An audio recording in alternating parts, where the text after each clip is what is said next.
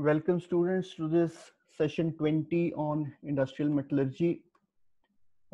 These are the topics that we'll cover in this session.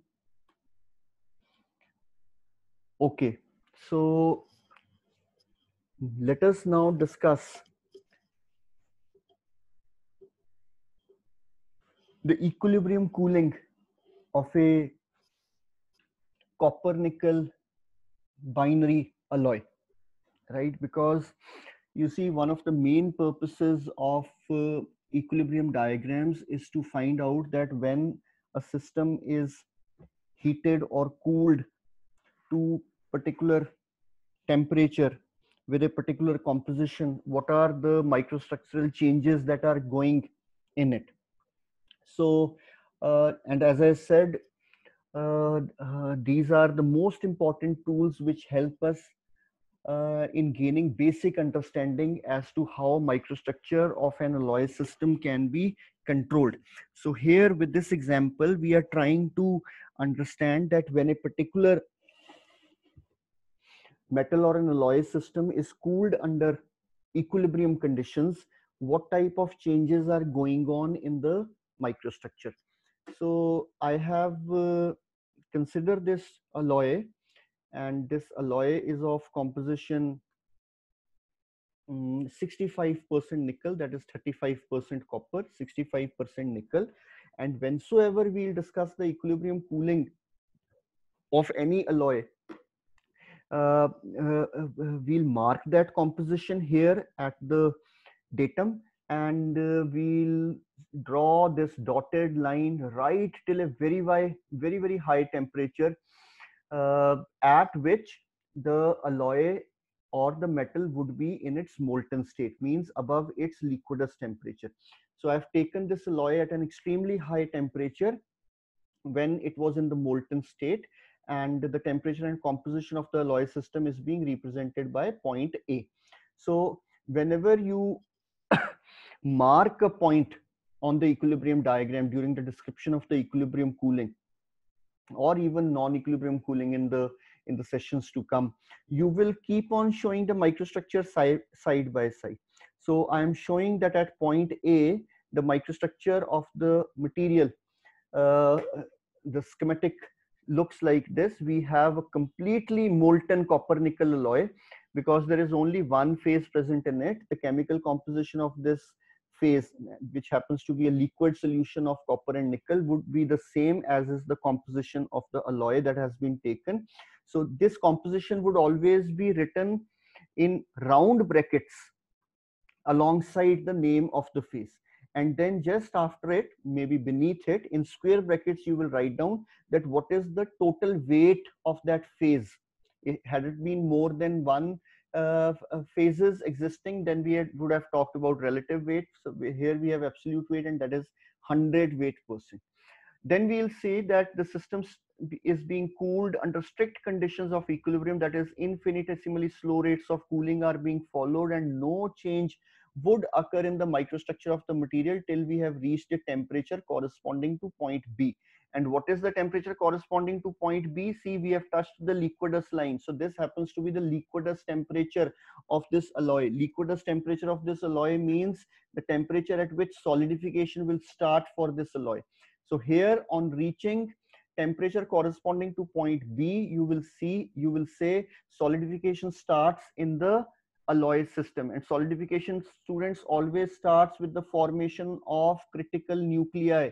So somewhere, so at point B, if the microstructure needs to be shown, you will say that we still have bulk liquid only. 99.99% is still liquid, but at few places, these critical nuclei, those chance groups having size more than the critical size, have got formed.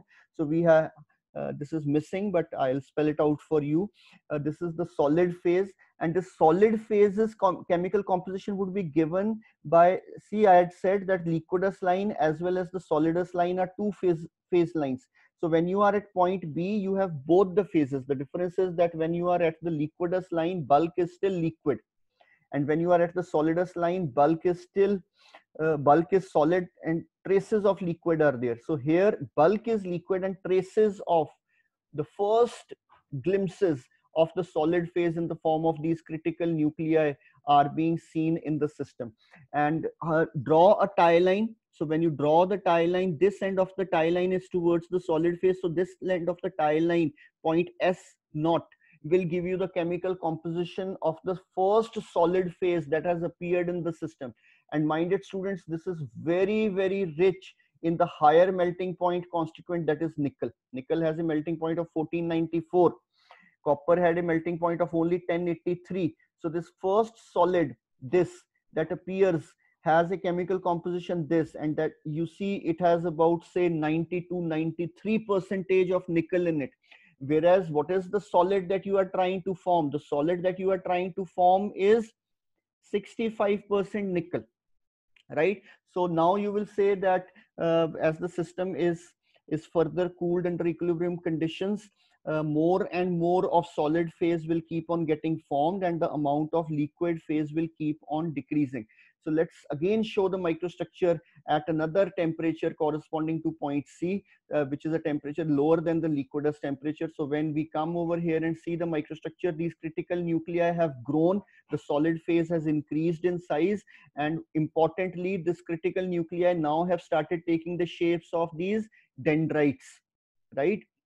So liquid phase chemical composition would be given by L1. The solid phase, that is dendrites chemical composition, would be given by this end of the tie line, that is S1. Similarly, as we proceed with cooling and we reach point D, at point D, if I am interested in showing the microstructure, you will say, sir, again, the dendrites, the solid phase has grown further, right? Here solid phase was 27% because liquid is 73%. But here when you apply the lever rule, you find that from 27% now at this temperature corresponding to point D, the solid phase has become 54%, and the liquid percentage is continuously decreasing: 100%, 99.99, 73, and now 46. Then importantly, you will say that the cooling proceeds and now we reach, or we are on the verge of reaching point E, that is the solidus temperature of this alloy. So when you should always show the microstructure at a temperature slightly above the solidus line, say at point E.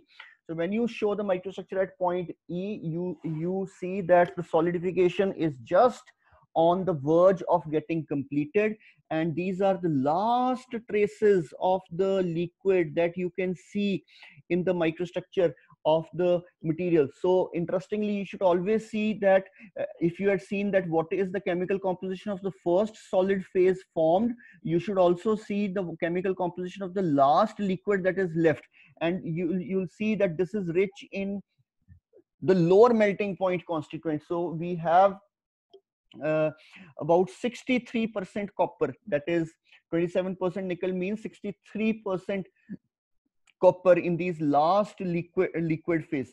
And the solid phase is nearly now going to be the same as is the alloy composition. So when you come slightly lower than point E, at the slightly below the solid, a fraction below the solidus temperature, just point E, the solidification is complete. And what is the evidence that the solidification is complete? The solid phase has got the chemical composition same as the alloy with which we had started. So now what's the weight of the solid phase? Because that's the only phase present in the system, the weight is 100 weight%. But students, mind it, okay, these black are the grain boundaries, the blue portion is solid solution of copper and nickel, the only phase that is being seen in the copper nickel alloy. And mind you, copper nickel alloy is a type 1 system. When you are below the solidus, only one phase would be seen, that is solid solution. When you are above the liquidus, only one phase would be seen, that is the liquid solution. And when you are in between the liquidus and the solidus, a mixture of liquid solution and solid solution will be seen. But students, importantly, you should not stop here, because the most important temperature which is of our interest is the room temperature. So you should always say that when from slightly below the solidus temperature till the room temperature, no change in the microstructure will occur. And the same, see, this arrow should have been slightly lower than and pointing over here. ठीक है. So my apologies for this slight shift in the arrow. So you will again say that when we have reached the room temperature, no changes in the microstructure have taken place. The same microstructure as existed slightly below point E exists at temperature corresponding to point F, and this is the room temperature microstructure of the alloy system. 65% nickel and 35% copper. So students, I hope you liked this session and you have understood the things that we shared in this session. Thanks for watching. Thanks for your patience.